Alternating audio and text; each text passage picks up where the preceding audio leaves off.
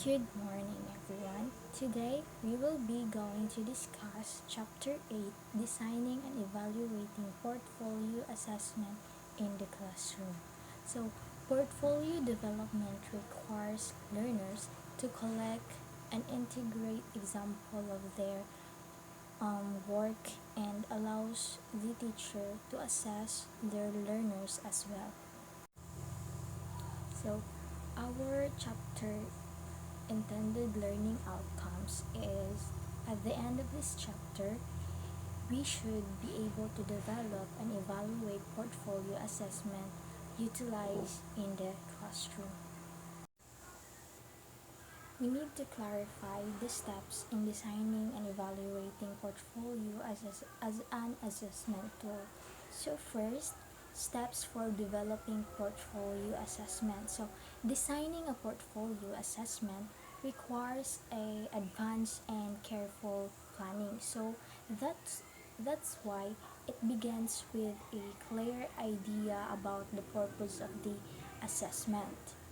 Next would be the identify overall purpose and focus. So the design and use of portfolio begins with a clear description of your purpose and focus. The questions like why do I want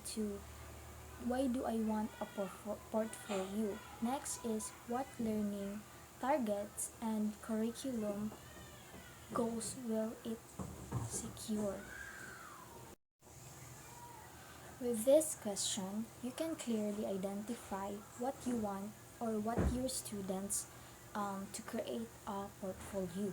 So, portfolios may be used to assess understanding but are ideal or for assessing product skill and reasoning targets. So this is especially true for the multidimensional skills which is writing, reading, and problem solving that are continually improved and demonstrated through product. Next is the identify the physical structure. So once the purpose and targets have been clarified, we need to think of the physical structure of the portfolio. Some practical questions affect the successful use of portfolio in your classroom. For example, what it will look like or where will be the students place the outputs or what type of container is appropriate. Do they need file folders or clear book or plastic bins? Or how are the materials so reorganized categorically, numerically, alphabetically, by subject areas, or in other ways?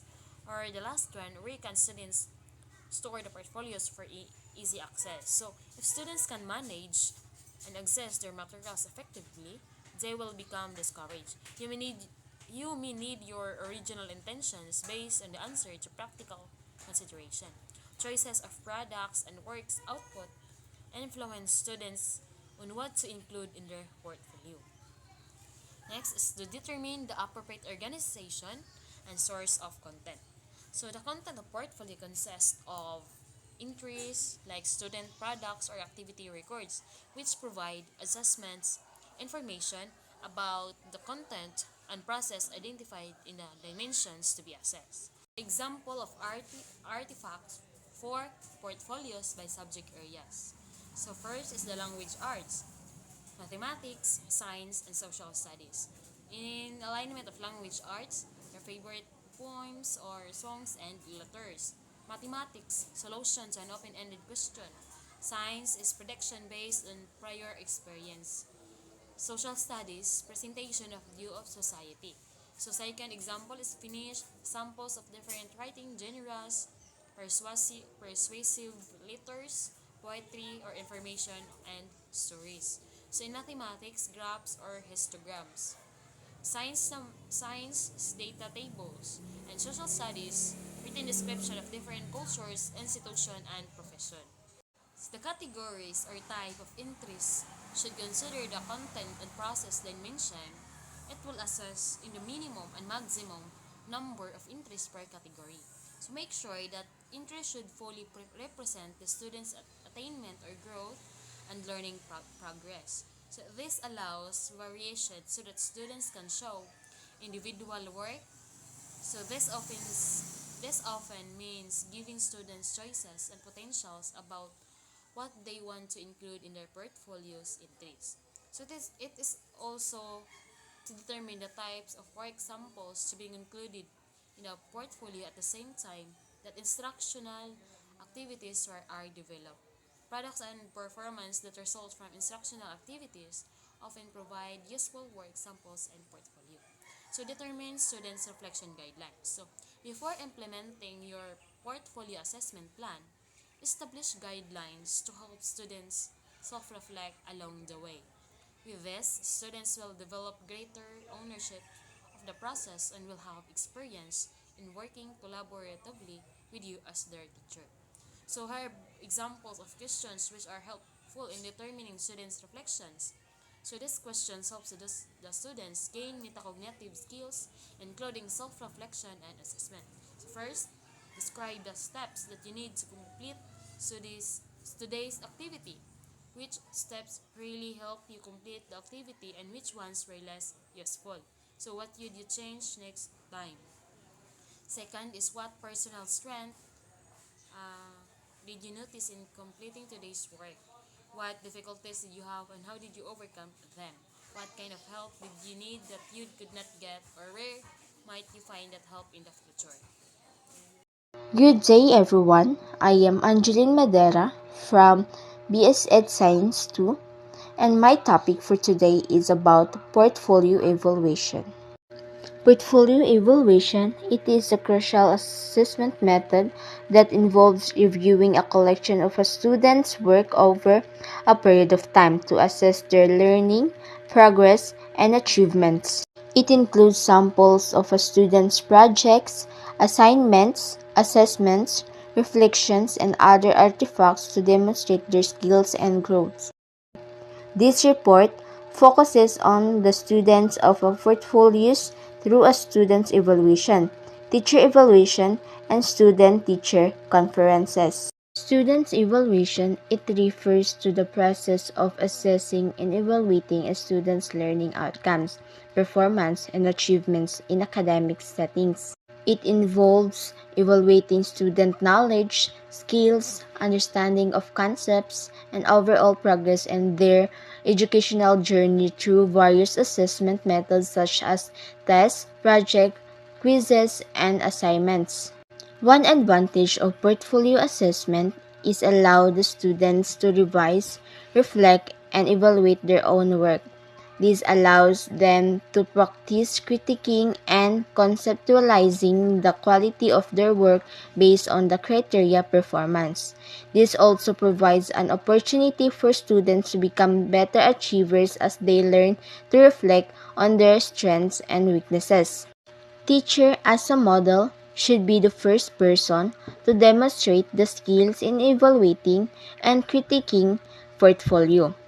Once the student understands the process and the principle of evaluating, they can start to engage with their own reflection and establish a comfortable, confident, and reliable analysis and critique of their own work. Teacher evaluation, it is the process of assessing and evaluating the performance, teaching effectiveness, and professional practices of educators. It involves reviewing teachers' instructional methods, classroom management, communication skills, professional development, and overall impact of student learning. Evaluating a portfolio involves making judgments about students' outputs. The teachers can use numerical scores to summarize judgments or qualitative systems. Scoring needs to be reliable and should be not affected by inconsistencies not related to the qualities being judged.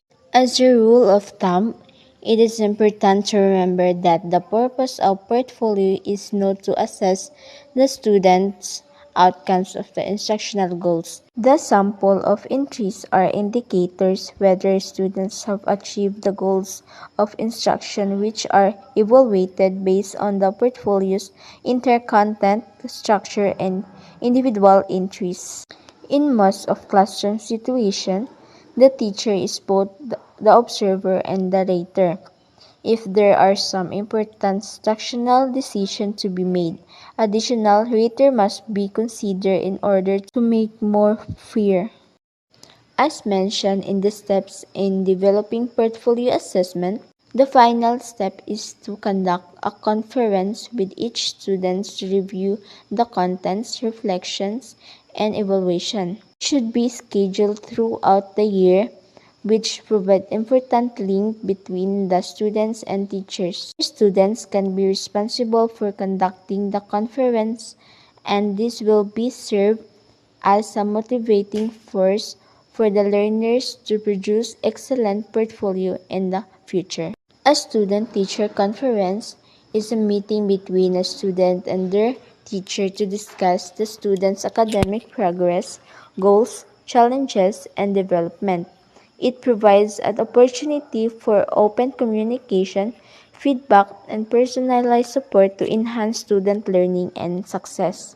According to Macmillan, 2007 pointed out that students need to compare their reflection with their evaluation to make plans for subsequent work. Although weaknesses and areas for improvement need to be covered, emphasize students' progress and achievements as well. One way or another, this also provides an excellent means of communicating with parents. The work outputs and reflection of the students can be sort of window into what happened within the classroom as the parents see the different aspects of their children's experiences in the school. As a tripartite communication between the parents, teachers, and students, portfolio assessment provides framework for meaningful three-way discussion of the progress, achievement, and limitation. After the portfolios are complete, it is a good idea to have an exhibition of portfolios and or the student lead parent-teacher conferences in which students present their portfolios to their parents. In conclusion, portfolio evaluation through student evaluation, teacher evaluation, and student-teacher conferences is multifaceted approach to assessing student learning and progress. By incorporating self-assessment, teacher feedback, and collaborative decisions, portfolio evaluation can enhance student achievement, promote growth mindset, and facilitate continuous improvement in teaching and learning practices. This report highlights the importance of portfolio evaluation in fostering student growth and development, promoting reflective practice, and supporting academic success. That's all for my report. I hope you learned something from what I discussed. Thank you for listening. God bless.